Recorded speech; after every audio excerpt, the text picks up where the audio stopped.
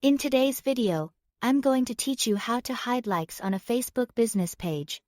If you want a cleaner looking page, or you simply prefer that viewers focus more on your content instead of the number of reactions, Facebook gives you a built-in setting to hide like and reaction counts on your posts and reels.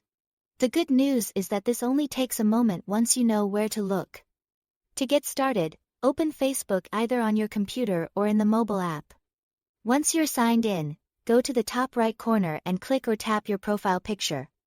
From there, switch into your business page profile. This part is important because the setting needs to be changed while you're using your business page identity rather than your personal profile.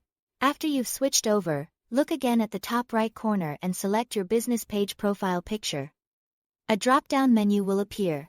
In that menu, choose Settings and Privacy, and then click or tap Settings. This will take you into the main settings area for your business page, where Facebook keeps account and page customization options.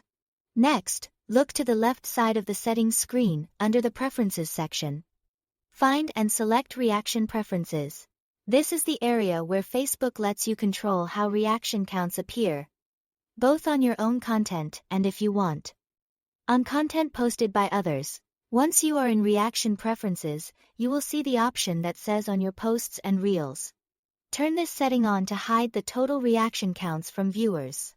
After that's enabled, people visiting your business page will still be able to react to your content, but the total number of likes and other reactions will no longer be shown publicly in the same way. You may also notice another option that allows you to hide reaction counts on other people's posts for your own viewing experience. This part is optional, but it can be useful if you want a less distracting Facebook feed while browsing. That's all to it. Thanks for watching.